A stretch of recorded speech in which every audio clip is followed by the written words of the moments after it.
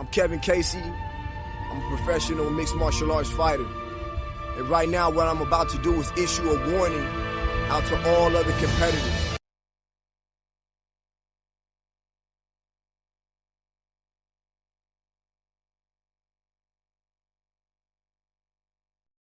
I'm Kevin Casey. I'm a professional mixed martial arts fighter. And right now, what I'm about to do is issue a warning out to all other competitors. I don't want overs. I just expect them to happen. Fatty's gonna fatty is real. Oh, give me fucking truth, baby! Come on! Let's go! How have I been successful in life? We are back, folks. Maybe some technical difficulties? Yeah, we're fine. We're fine. Everything's good. Nothing could possibly go wrong. We hit a consensus last week, Sean. We were fucking due. I can tell you that much. Yeah. Good times. Do you have that strong motel Wi-Fi going on today? Is it bad? It's not great, but we'll make it through. We'll make it through. We'll keep try. it quick for the folks. The motel hotel Wi-Fi was complaining, so I'm streaming off the phone, which seemed to be better. But yeah, we'll see. We'll figure it out. It seems like it's settled down a little bit now that we're going. There we go. Beauty. Fatty's gonna fatty is extremely real, sir. Unfortunately, I guess a little bit last week. Not as much as we would have hoped, but we'll get there. UFC 293 happened last weekend. Noche UFC this weekend. Whatever that means. It means evening. Night. Yep. Evening, night. I think it's actually like evening. That, yeah. But yeah, we're worldly folks, so I'm sure we'll have some bets on the very exotic UFC card that's happening in Las Vegas, because it's such a rarity that we get one of those. So big deal for Mexican independence happening in Nevada. Whatever. It's a fight night card, kinda, but also at the T-Mobile, and I don't know what's going on. You said it was a good card at one point. It may have been. It's a card now. There's some good stuff on it, but mostly it just seems like it should be happening in Mexico. Oh, 100% it should be happening in Mexico. If you go to the Tapology page, that is a solid amount of canceled / fizzled bouts on there. There was some good fights at the time. I mean, we had the Shave Cat versus the Fat Stallum. Daniel Rodriguez versus Pontoon Boat. Of course, Natan Levy, the man. He's chosen one. The chosen one. He was on this card. Chris Curtis versus Fluffy. Fluffy versus Roman Kopylov. Now we got Kopylov versus Josh Fremd. It just keeps on getting downgraded. So they tried to make this a good card. The MMA gods decided that is not going to happen. I, for one, am extremely upset that we don't get to see Cynthia Calvillo and Elise Reed. It's just sad times. Banger. Sad banger. Times. Last week's card, I guess, not bad. I think I watched the whole thing. I wasn't paying attention during a bunch of it, but it was on, at least in the background, and I was near a TV. So it's like the most MMA I've watched in months.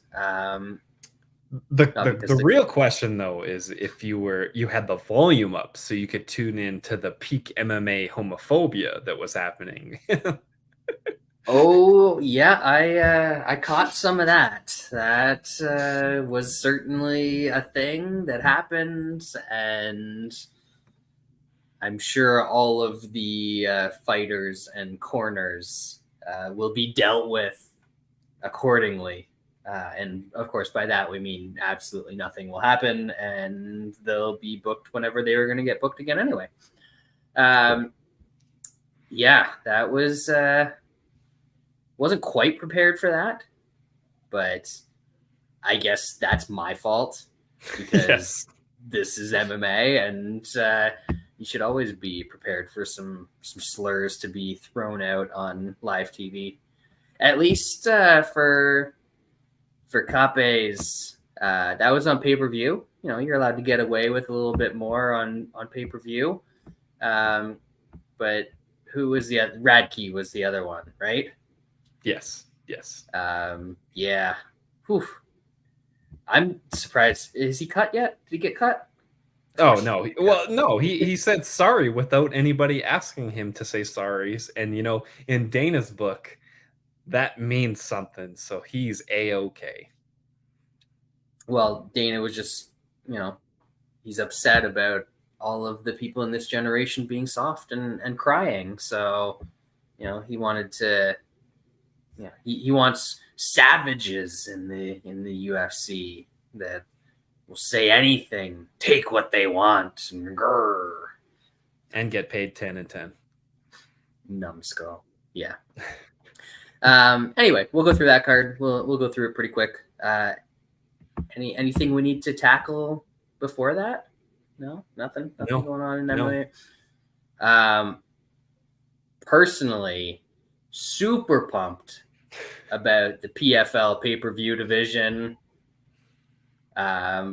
What's her face against the other face? It's gonna draw. It's huge. I thought you'd be more excited about the UFC and WWE being one, officially being one thing now. I thought that would be higher up on your list there, Brad. But I guess I'm wrong. I'm ahead of the times, sir. As we'll discuss later on when we get to the main event. This has been the same shit for 20 years now. 30 years. It's always been the same circus. It's, you know, that's not news, but as you said, it's official now. What's the new company even stand for? Like TKO, what's it? Is some I don't think it stands for anything. Sue somebody? I hope so. Nice. Beautiful. The Kanawaki reservation, get some money, baby. Do it. Yes, sir. UFC 293 last weekend. We're going to run through the prelims and talk a little bit about the main card. Kevin, you say goodbye. I say hello. Defeats Kiefer Crosby. Rear naked choke. First round. SBG stinks. Even a fake city kickboxing guy can submit them. That's bad. Gabriel Miranda. First round, first minute rear naked choke over Shane Young. This was my night. Didn't even plan it this way. 6.9 units on this fight, and on everything else combined, lost 0.05. So might as well. This could have just been the whole card, and I would have been fine with it. Charles Radke, decision over Blood Diamond, and then drops some homophobia in the post-fight interview.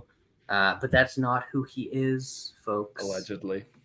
He just says it live in front of however many people were in the building. I don't know, 15, 20 grand.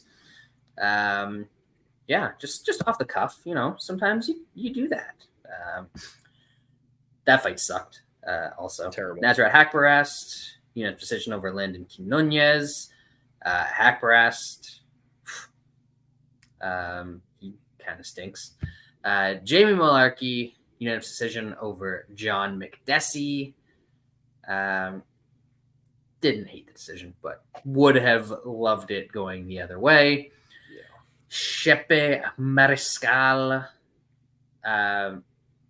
I've seen conflicting reports on this. Tapology has it listed as a TKO, verbal tap out, but I think officially it was announced as a verbal submission. So Mariscal sub-bettors ended up cashing in that one from a little awkward post on a what was that? A haragoshi that he went for.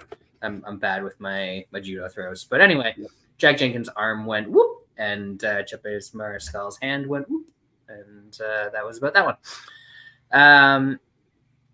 Carlos Ulberg won a unanimous decision over Da Jung. Unanimous decision, and then they were like, "Hey, you know what? Results of fights don't matter. We can just change whatever the fuck we want.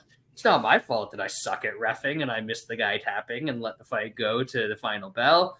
We can just change that," which is incredibly dumb and short-sighted.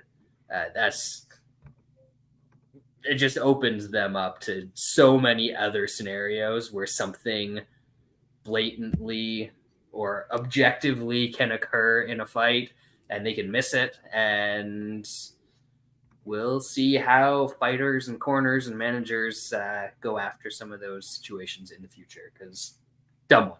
Anyway, thoughts, Sean? Prelims. Not much here. Like, not like, yeah, Miranda won us the consensus. Awesome. Shane Young is that bad. Other than that, not too impressive of performances on the prelims.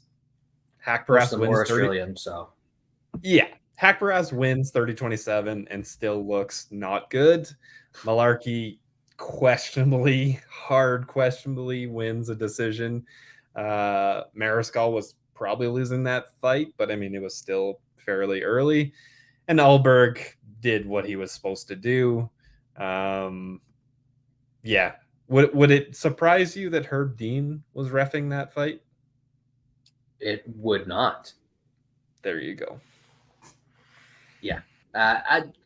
It looked like under there he was trying to tap or do something, but like it's not the first time a ref has missed a tap, but it's definitely the first time where they've gone back and been like, oh, he actually tapped. We're gonna go back in time and change the results.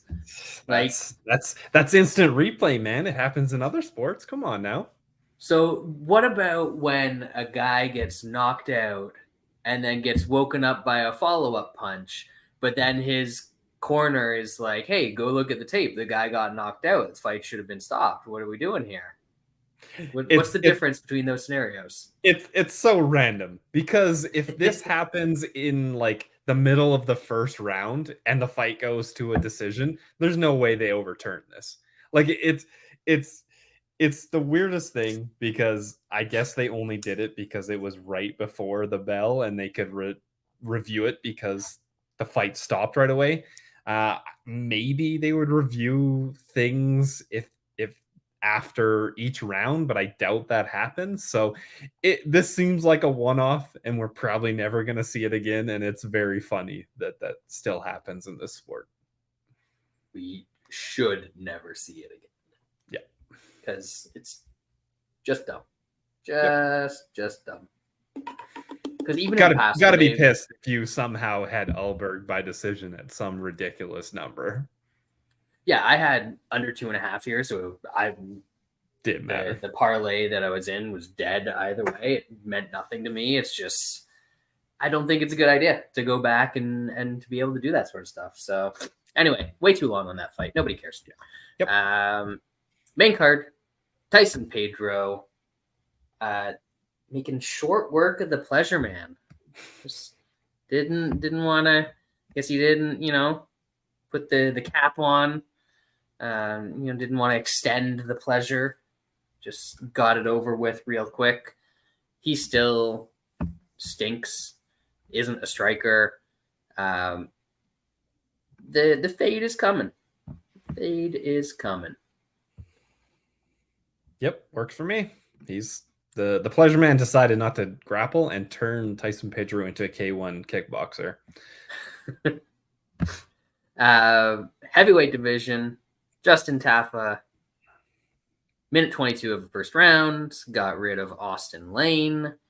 Watched it. There's nothing to take from that fight other than big guys tend to hit hard. Yeah, that's these low-level heavyweights. People get punched in the head, and some of them fall down. Manel Cap, flyweight division, gets the unanimous decision over Felipe Dos Santos. I'm glad that in the end I didn't end up betting this one because who knew what we were going to see out of Dos Santos given the youth, the break, where he trains. But that was an impressive performance from a guy coming in on short notice, UFC debut against a borderline title contender, at least top 10 guy in the division. Just so much depth at flyweight right now. It's absolutely absurd. It's wild what these like 125ers, 135ers on the regional scene come in short notice and impress. A lot of times still in losses, but still look really good. Just hope this is not one of those ones where he looks good in a loss and then doesn't show up the next time. He was giving Cape as much as he could, and Cape is, of course, a lot more skilled. So the skill takes over, but he was landing some shit. He was obviously showing his chin. That was an awesome fight. Yes, it was. It sucks because I'm probably going to have to fade him next time because he's going to be minus 400 against somebody after impressing in a loss. But I think that kid could be something decent in the future. Yep. Co-main event, heavyweight division. We got past the fatties, which is all I needed. And then just some high-level heavyweight grappling from Tai Tuivasa. Looked like he'd never been mounted ever before in his life in training, not once. Man, I was still like I had Volkov in a parlay which cashed, but I was still worried. I was like, this is heavyweights. This is so stupid. He's been getting leg kicked. He's obviously the much better fighter, and he still might lose this fight because Tuivasa just keeps kicking his calf, and he might just fall down. Tuivasa is just not good. I don't think he ever is going to be good.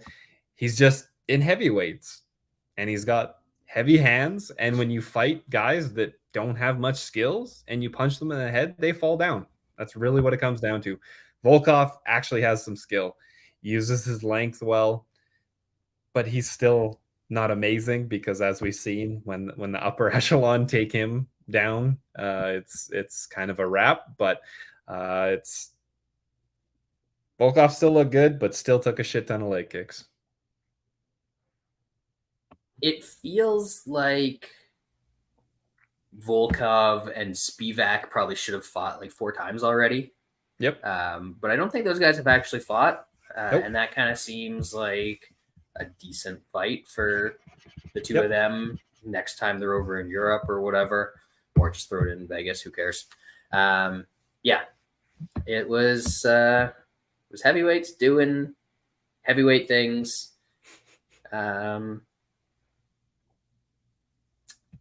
I do appreciate the UFC just leaning into every Polynesian dude is Mark Hunt.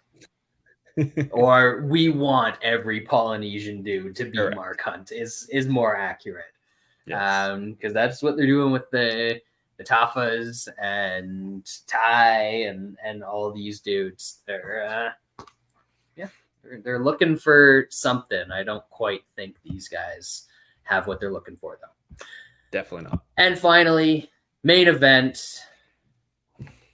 Just performance of the century?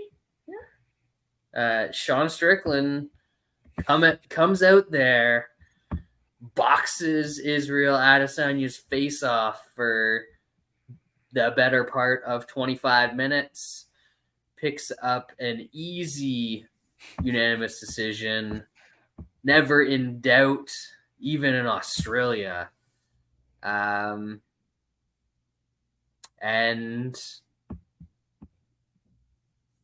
I feel bad. I don't feel bad. I feel ashamed that I did not bet on Sean Strickland in this spot.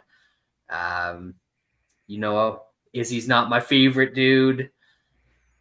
He's definitely a fraud. So we can all say that. He's never been any good at anything. Maybe painting his nails. I don't know. But definitely a fraud. He stinks. Nobody wants to see him come back and get a immediate title shot or come back ever for that sake. Sean Strickland, massive underdog. What was he like, plus 1,200 to win by decision or something like that, and just takes it walking away. Sean, your thoughts? 2023 is fucked. Is my thoughts. Sean O'Malley, Sean Strickland, all these fucking Seans are spelt the wrong way and just absolutely crushing in 2023. And I am just Sean absolutely Brady, future champ. No, he's not. I'm just absolutely donating money week after week, and these fucks are somehow winning titles. Sean Strickland with basically a 1-2 forward pressure and some checking leg kicks absolutely smoked Israel Adesanya. This absolutely unbelievable kickboxer. It's fucking wild. I didn't even mush. I didn't mush Adesanya. I had the under, so of course that's why Strickland didn't finish in the first round. Wild to see. After all, fair enough. That I mean, that's as close as he's got to a finish in a while. If we don't count the fraud Madoff. It was wild to see. I was gonna after the second round, it's a weird one because a lot of times these guys get absolutely rocked, their shit rocked, and then they kind of just go on autopilot, and you're just like, yeah, he was there. I'm gonna give him shit for. You can't give him shit for not coming back and risking it and stuff like that. But he came back in round 2 and looked good. Good-ish. Round 2 and 3 were his best rounds. And then he just did not want to pull the trigger. He did not want to put at risk what he needed to do to try to finish that fight. I don't know. It was wild to see. I mean, he did it in the Gastelum fight.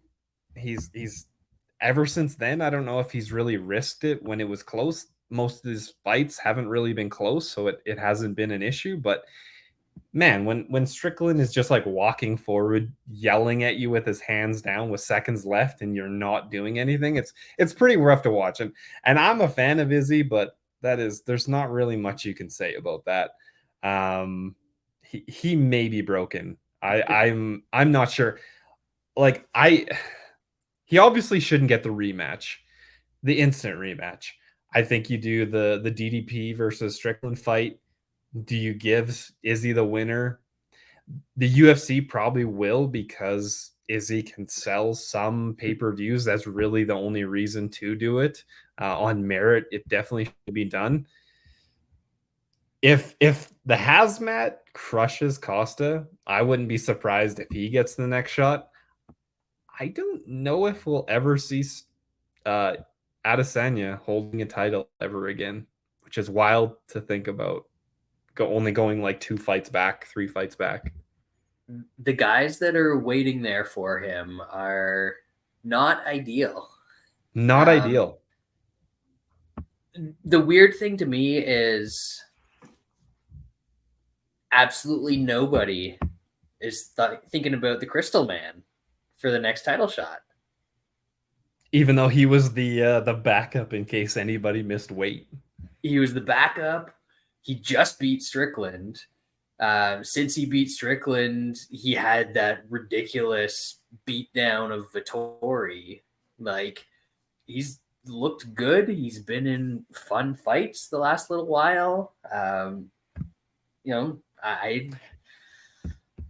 don't know. I get that there's hype around the other guys, but I think that's what it comes down to. Like, I don't think Cannonier sells anything other than the just baseline of what a pay-per-view sells.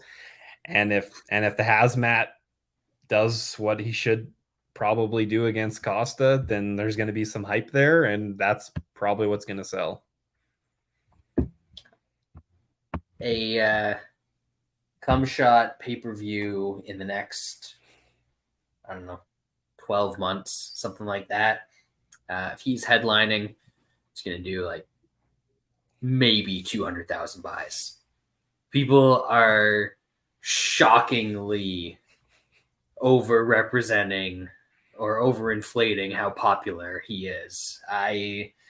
It's a weird MMA flash in the pan. He's going to be a triple champion type of thing, but nobody in real life cares about this dude. His hype, he had a lot of hype, and it just kind of sizzled. And because it was the stupidest hype train ever. People watched him fight for 40 seconds, and they were like, "Oh, he's the greatest ever." I understand that, but if he built on that, it could have been something. I still think it probably can be something. But when you don't fight, there's no hype. Like there's some like, like a little bit of he could do something, but that's not real hype. You need to fight and do the things that you've done in the past. But when you don't fight, whatever reason it is, then that hype just kind of goes away. But if he puts in work against Costa in Abu Dhabi, I think that hype train could get rolling again. I'm gonna start calling him the Swedish Gregor Gillespie. That's pretty good. He could be something, man. I believe if he just fights, if he's active. This dude doesn't. What could have been Gregor Gillespie? What could have been? Mm-hmm.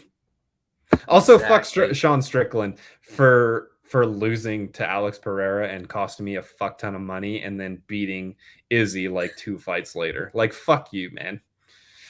You could have made the money back. I'm aware of that. For the records, I'm trying to give people a window into the future, Sean. We've said this many times on the prediction shows. I'm always like a year too soon on the breakout fighters, on the champs. 2022 predictor of the middleweight champion of the world. It's on record, folks. Sean Strickland. This guy called it. It still counts. I feel like when you go that far off the board at the time, you got to get some bonus points for that. That's the horn must be tooted on that one. That's fucking wild to read. Yeah, you did have Strickland. You also picked Pereira this year, which it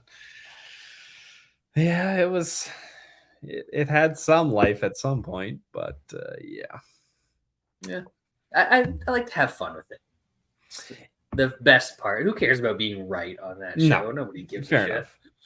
Enough. On the real though, Izzy needs to take some time off. I know nobody, a champion, has not fought as much as him, and it's hard to do against every single contender. So take some time off, let the division sort itself out, come back and make some money, and then if he loses again, maybe that'll be it.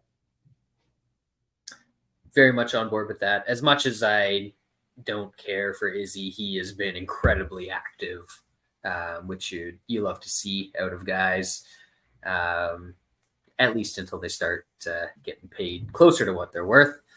But take a little bit of time off and then come back and, I don't know, lose to Chimaev. Sean Strickland again. or Strickland. Yeah. Those are just like obviously the wrestlers we always kind of assumed not great matchups for him, but Wild. Maybe some of the strikers too. 5 rounds. Did not even shoot once and outstruck him for 25 minutes.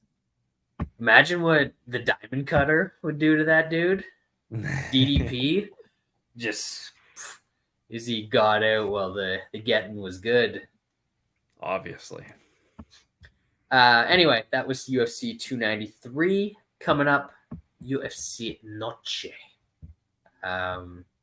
Bienvenidos means welcome. Completely out of context, but whatever. Women's flyweight title at the top of the card. That's why it's not on pay-per-view, probably. Grasso, Shevchenko, the rematch. Dos. That is correct, sir. Exactamundo. 11 fights on this card. It's on ESPN or something, probably? No, it's on ESPN Plus. It's not even on big ESPN.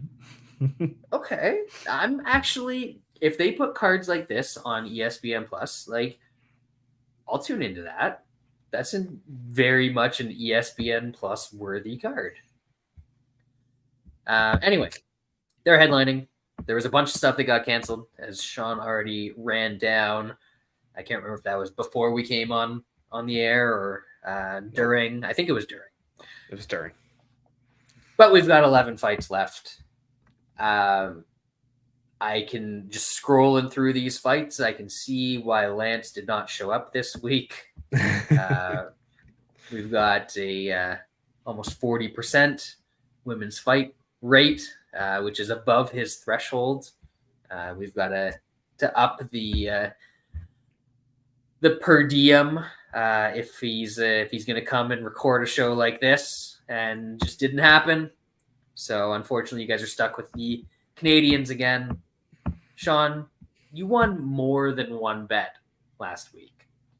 I did, and I still somehow lost multiple units. What the fuck? You got to learn how to sell like a tout. You won more than one bet last week. It was a successful week. We're going to continue to build the momentum. Let's go. Got to have the vibes here. We're going to kick it off. And I know you have strong feelings about Josephine Knutsson taking on Mann. Is it actually Marnik? It's not like supposed to be Marnie, and that's a typo or something? She's from the US, so that doesn't make sense.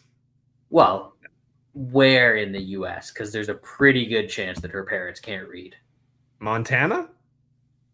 Oh, yeah. Can't read, can't write. What's the literacy rate in Montana? Like 32? That's tough. This is terrible. Knutsson is minus 800 at some shops. Her by decision is minus 110. If you are degenerate, you need action on every card. Play her by decision. She's went to decision 5 out of 6 times. Yeah, she's probably going to decision this chick. The other chick is terrible. This is all terrible. Take decision minus 110. Did you see that the Marnik's nickname is the Sawed-Off Savage? It's exactly what Dana White is looking for. Savages. She should just be able to go out there and take it because she's a savage. Dana White is looking for bodies that are living, and she is one of those. So that's what he's looking for. I have no opinion on this fight. I know that Josephine just fought on Contender Series, right? Yep. I didn't watch it. Smart. She obviously won and got signed, because if you win on Contender Series, you get signed. But man, this is a real high price for somebody that hasn't done anything. What's Marnik by decision? Plus 750, Sean. That's creeping into just auto bet territory. I'm gonna do it. Don't care. It's gonna be small, maybe round robin stuff, but I would be remiss if I did not do that. Lightweight division: Charlie Campbell, Alex Reyes. These sound like the dudes. If you're playing UFC, like the video game, you're doing the career mode. Like 10 years down, these are just the auto-generated names that pop up. Are these dudes completely interchangeable? Yes, for the most part. Alex Reyes fought Mike Perry in 2017 and hasn't fought since. Why? Excuse me? Why is he in the UFC? Why is he fighting again? This is just stupid. He is 36. He's been trying to come back, bro. He tried to fight Trevor Peek and then Natan Levy, and people just keep withdrawing. They don't want to fight him. They're scared. I get that. Executioner. I get that. He still was supposed to fight. So he fought Perry in 2017. He was, I guess, scheduled to fight the Nasty Rat in 2018. Then did not even get a bout booked until 2013. 5 years off. Yeah, I don't know who Charlie Campbell is. I will still pick him, even if he is an absolute huge favorite, because the guy he's fighting doesn't seem like a real fighter if you haven't fought in 6 years. How old is this Reyes fella? 36. Yeah. I'm gonna go into this fight under the assumption that he's like, fuck it, I got one shot. I'm gonna do all of the steroids that I can afford. I'm gonna come back looking like he's you remember when Jessica Penne was like 47 years old and came back after her steroid suspension? She was just like, I'll do different steroids then. Fuck you guys. That's what Alex Reyes is gonna do. No, I can't justify betting the dude, but if I was betting anything in this fight, it would be the plus 350 underdog to probably, I don't know, get a win by knockout. I don't know how he normally wins fights, because why is this on a UFC card? Just like, whatever. Moving on. Yep. Next up, women's flyweight division, Canada pound for pound number 7, Jasudavicius taking on Tracy Cortez. And I urge you to not click on the comments on like any Tracy Cortez picture that you see on the old Twitter machine. MMA fans are weird, man. Yeah. Anyway, this fight is happening. The over 2.5 is like minus 400 at its cheapest. It's like minus 450 in a lot of places. That is what we are in for on Saturday. Both of them like to grapple. Do you take the 34-year-old Canadian? Or sorry, 34-year-old Canadian. Spring chicken. Spring chicken. I'll pick the underdog. This is probably a close fight. It probably goes to split decision. You're probably not even going to get a good price on split decision, Brad. Damn it. And this is like a pick'em. Yeah. Ugh. Yeah. Ugh. This is the worst kind of fight. It's a pick'em. I don't care, so I don't know or have an opinion on who's going to win. The over is minus $1 billion, so you know it's going to be 15 minutes. This is a dog walk fight. Through and through. That's what it is.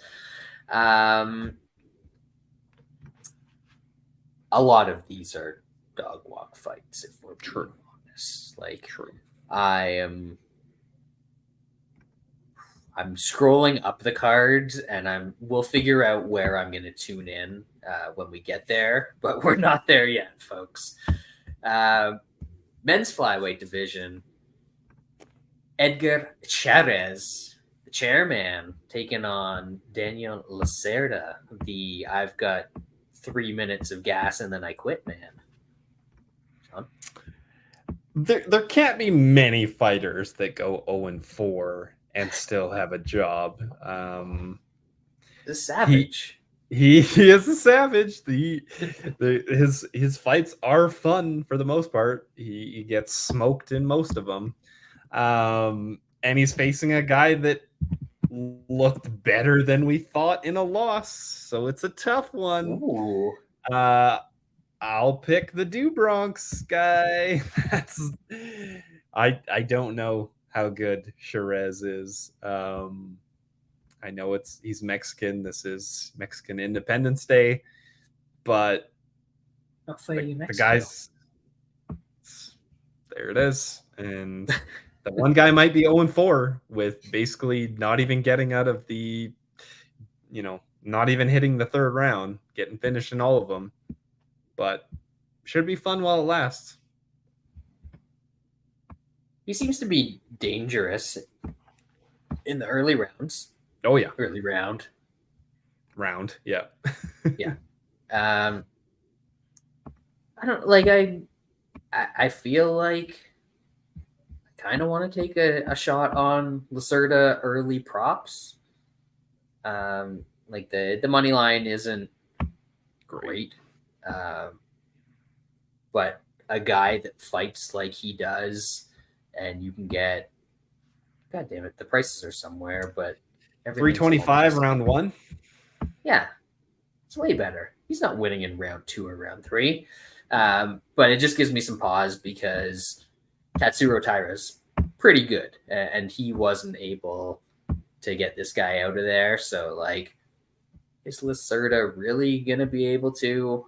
It's kind of unlikely, but maybe we'll find something in the round props. If we switch it up to round 1 sub or something like that, we might have a solid price on old Lacerda.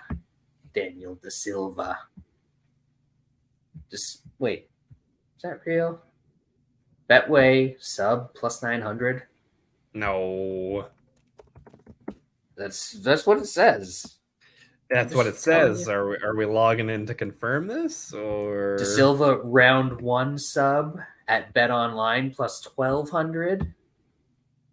Now we're talking. All right. Here we go. Yeah, I mean, he's got more subs on his record than he's got KOs. Yep. And the chair dude, he's got more sub losses. Like, he's never been TKO'd. He's Mexican. But he's been sub twice. So 900 at Betway confirmed. Yeah. I think I talked myself into something here. Lacerda early round 1 sub maybe at 12, but like probably just take the 9 at that point. Don't get too greedy. Yep. And then you get to watch him gas and lose in round 2. Yep. Yeah. So that's kind of fun. Anyway, we're moving on. What are we moving on to, you ask? The middleweight division. The middest of all divisions.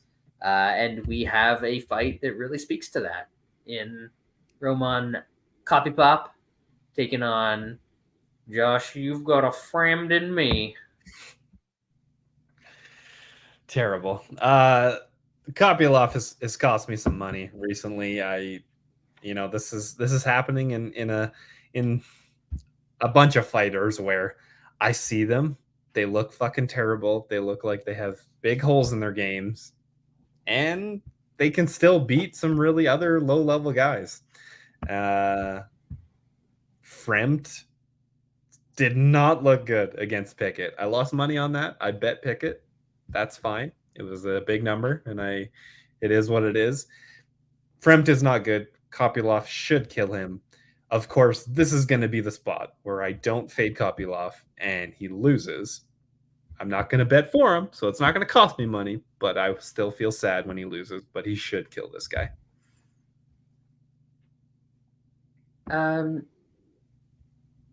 Yeah, probably. Like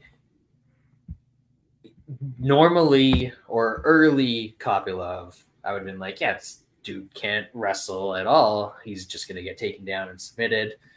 But like wrestling hasn't looked horrible lately. Good enough against this level of competition. Yeah, I mean it's just like Carl Roberson took you down and submitted you. It's hard to forget stuff like that. I know. Believe me. But I really think he is able to control this one.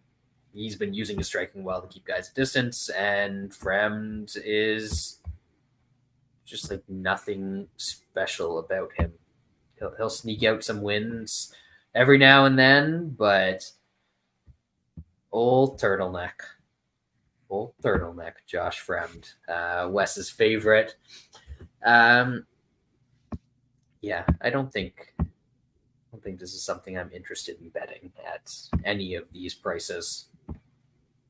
Even like I guess maybe the under, if Kopylov's grappling isn't any good and Fremd gets him down, that's a possibility. Or if it stays on the feet, I think Kopylov's probably going to light him up. Not great. Yeah, not bad. But yeah, I think I'm just passing on that one. I'm trying to find stuff here, folks. I'm trying. Struggle.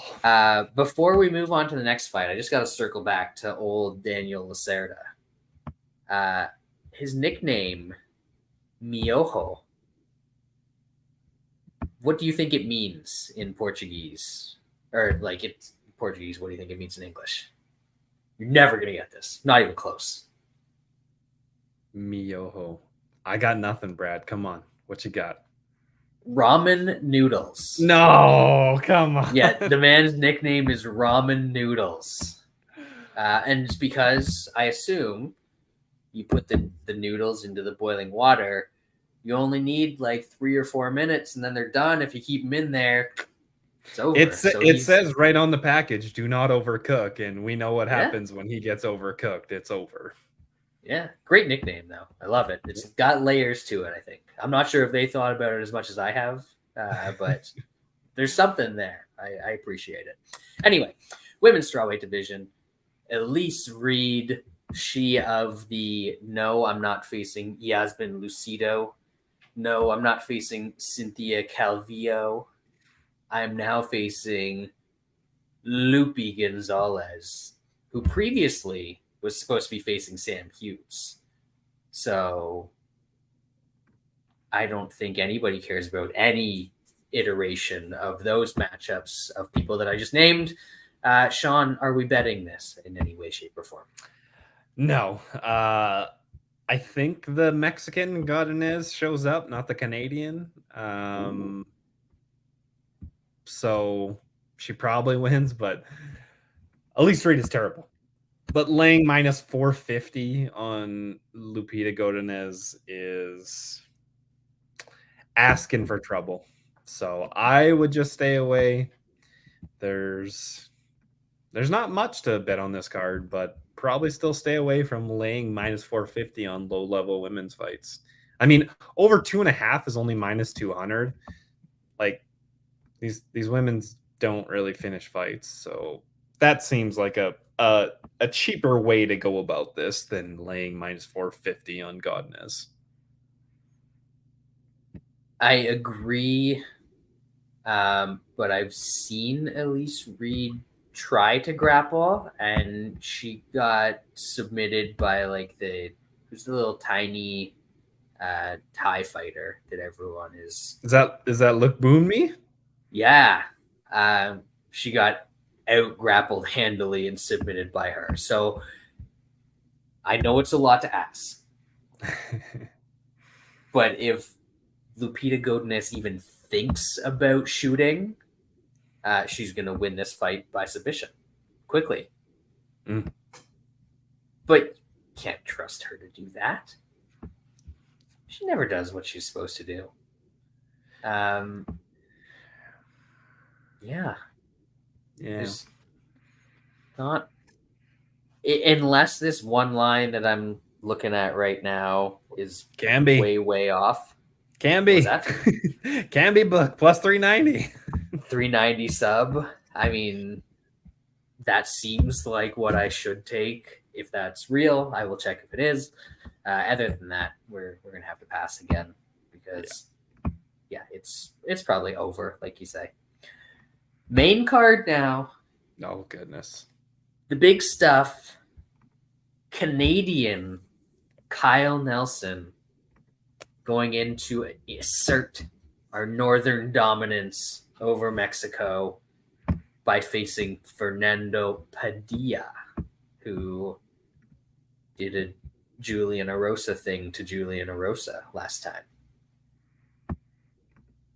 This feels like a step down. Why is Padilla fighting Nelson after beating Erosa? Like, I know Erosa was coming off the Cháirez KO, but Kyle Nelson is not good.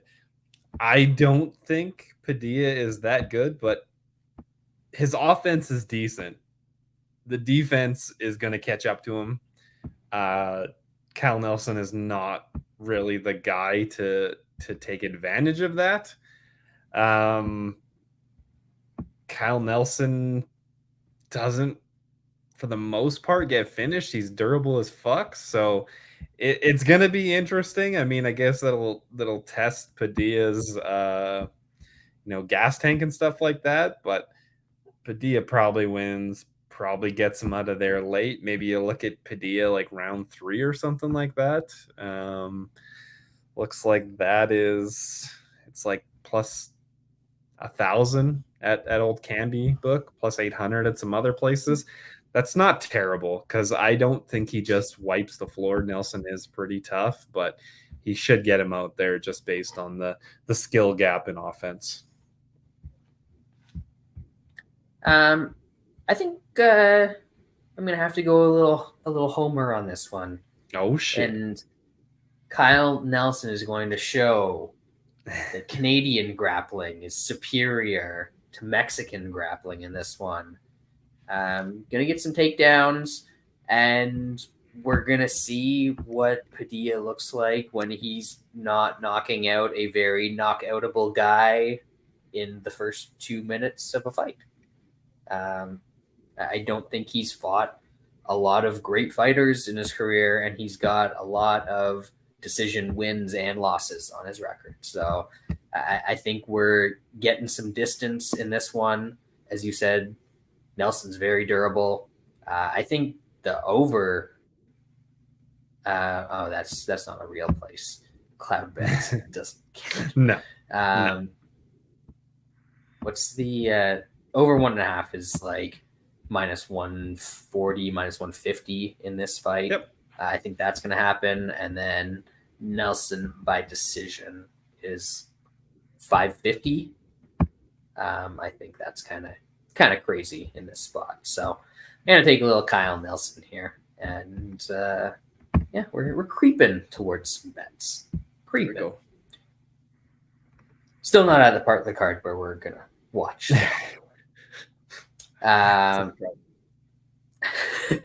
Lightweight division, Daniel Zellhuber taking on Christos Giagos. Sean, Giagos, legend, friend of the analysis. Yes, he is. This price seems a bit wide in my opinion. I don't think Zellhuber is that good.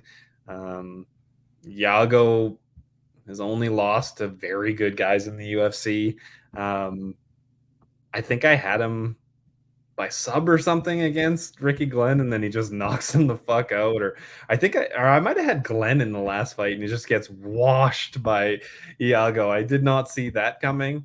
So of course now I might throw some money on Giagos, and then he's gonna get beat by this pretty much no-namer.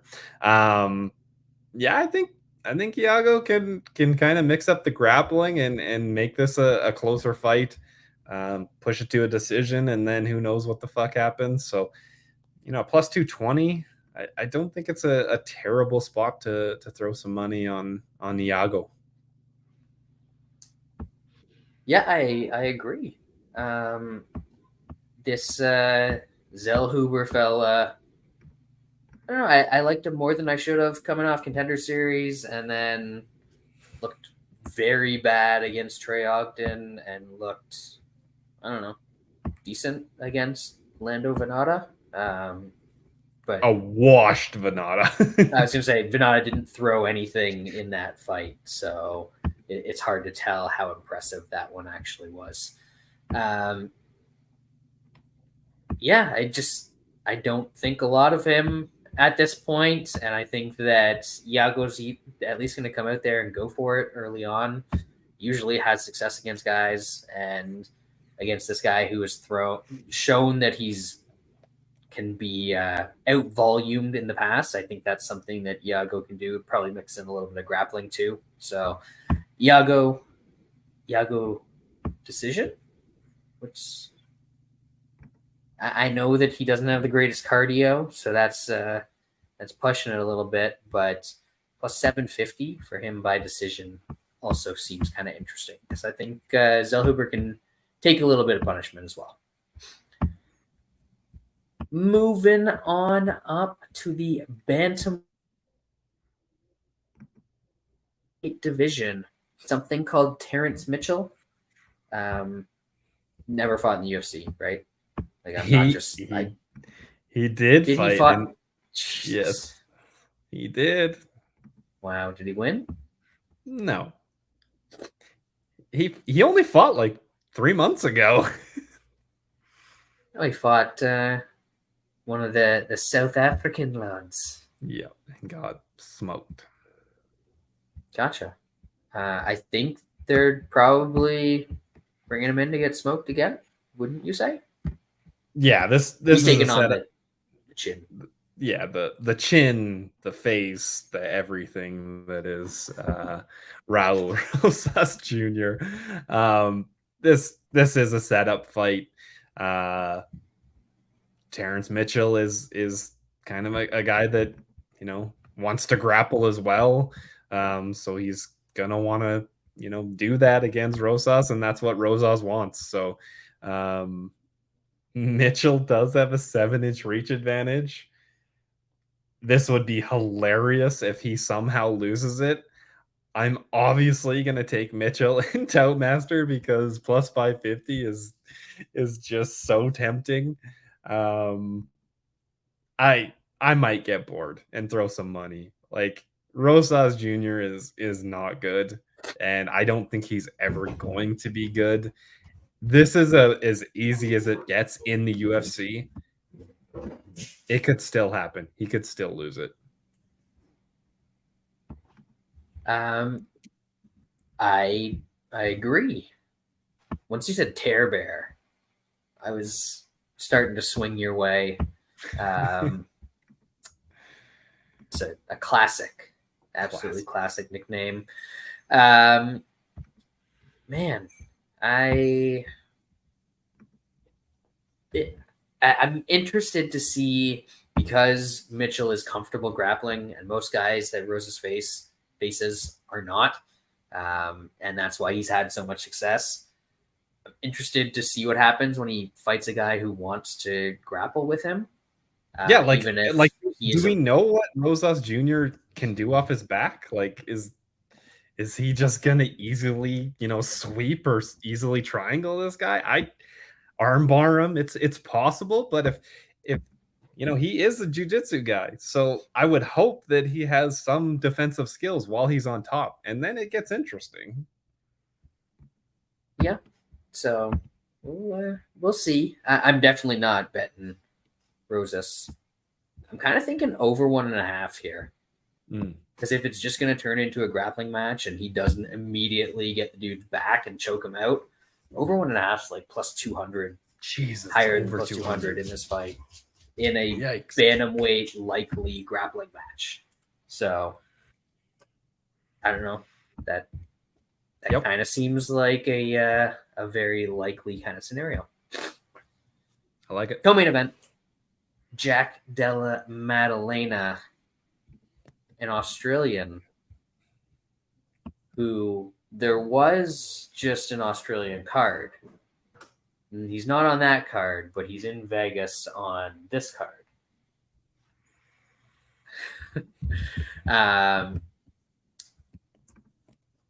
He's taking on Kevin Holland. Call Big Mouth apparently is the thing now. This should be interesting. As you said, like I guess Maddalena just stuck around in Vegas. You know, he had the Brady fight that fell out. He got the guy on late notice. The fight ended up a lot closer than what the odds said, what I think most people thought it was going to be. Maybe that guy he fought is actually decent. I don't know. I think Maddalena definitely has some holes in the game. The offense is very good. The defense is questionable. He hasn't really got tested too much because the guys that he fights for the most part fold when he hits them. Kevin Holland can take an ass beating pretty well. He only really got kind of smoked out of there when he got subbed, but man, he took an ass whooping from Stephen Thompson for a solid 4 rounds. I think we're gonna see what Jack Della Maddalena's cardio is gonna look like. I think Kevin Holland at 170 is pretty damn good. I know Chiesa is an old washed man, but that's still impressive to just wipe him out in 2.5 minutes. Kevin Holland has pretty damn good power at 170. I think he's a pretty good fighter at this weight class. I know he has some holes, but I don't think JDM is the guy that's going to exploit those holes when it comes to the grappling. So this is going to be a stand-up fight. Holland's going to test that chin. I think he's going to test that cardio because he's going to stick around. I think that Holland's got a good chance at beating him and possibly knocking him out if he catches him clean. So I'm going to be betting Kevin Holland. It's almost plus 140. I think that is pretty crazy. I know Maddalena's got steamed in the last couple of days, but I'm going to be on the other side, and we're going to see what happens. I'm with you. The vibes, I think the kids say they are immaculate. Yeah. We're on a roll. We're building. And Jack Maddalena, lots of questions about this fella. And lots of questions about this fella when he has to go through some shit. Because we saw it a little bit in the last fight against half-ass. Now we get it against full-ass. So I think it's going to be a whole lot more interesting this time. Obviously, Holland is going to present some range issues that Maddalena hasn't dealt with a lot before, especially at this level.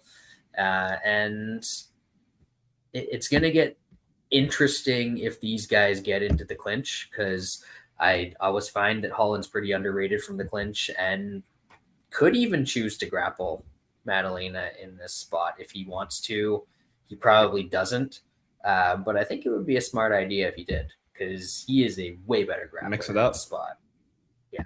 Yep. So and if he at some point forces Maddalena to shoot on him, I think he probably immediately subs him. I think it's going to be like guillotine, Darce, something like that he's just going to wrap up. So I think there's a lot of ways for Holland to win. I'm going to take him as well. Consensus. Bet of the week. Where we got that? Plus 139. Bet online. Let's go. We're going on a streak. Going streaking. 1 in a row right now. That is correct. Make it 2. Okay. Just the one. Yeah. So all time consensus bets 1-0. Perfect. Undefeated record. Main event. Women's flyweight division. The rematch. The pride of, God damn it, Kyrgyzstan. Kyrgyzstan. Yeah. but also Peru, ? Taking on the pride of Mexico. So is Mexico better than Kyrgyzstan and Peru combined, Sean? And if not, why do you hate Mexico? I think just the results of this fight are going to be more interesting than what happens in this fight. The reason is I just have a lot of questions going into this fight. Like, Shevchenko was losing the stand-up. I know she outstruck her numerically, but Grasso somehow was landing the harder shots. Shevchenko had to grapple. It seemed like she was kind of slowing down because of the grappling later on in the fight, and then she just got caught in that sub. Shevchenko at 36 now at a smaller weight class. I don't know. Has someone caught up to her? It's a possibility. I didn't think we would be saying that just because of how good she is and how terrible, for the most part, most of the women's divisions are. But I think Shevchenko is going to have to grapple. And is she going to be able to grapple for at least 3 rounds to win 3 rounds on the judges' scorecards? That's not the easiest to do. She couldn't really get that much offense going once she got Grasso down. It's an interesting fight in that way. I don't think it's going to be interesting to watch, in my opinion, because I don't know. I don't enjoy either of these fighters. I'll probably pick Grasso in Toutmaster. I don't think I'm going to bet her. I think I'm going to play the over. Over 3.5 in a parlay, or just over 4.5 straight. I think Shevchenko's going to have to grapple, and I don't think she's going to be able to sub her. And if Grasso's winning, it's, not getting grappled too much and striking, and I don't think she's going to knock her out. So I do think that was kind of a fluke finish, the one that she got last time. I think this is going to go to decision, and it's probably a pretty close fight. And I'll pick Grasso and Toutmaster. Yeah, the first one was kind of like the lame cousin of the Weidman-Rockhold thing, where Weidman threw the stupid kick, and then Rockhold took his back and took like 3 decades off his life, and then Herb let him take another 2 later on for no good reason. That was fun. I should go back and watch that fight. I haven't seen that in a while. Anyway, on this one, I kind of think we just see what the first one was turning into, and that's Shevchenko getting takedowns, not doing a lot with them, having a lot of top control, winning a decision. As long as she doesn't gas, I think she can continue doing that for another round or 2 and not do anything completely stupid. So I think it's going to be kind of a boring Shevchenko decision, which is like every Shevchenko decision. So, yeah, that's, I don't know, plus 175. I don't know that that's enthralling me, calling me to bet on Shevchenko.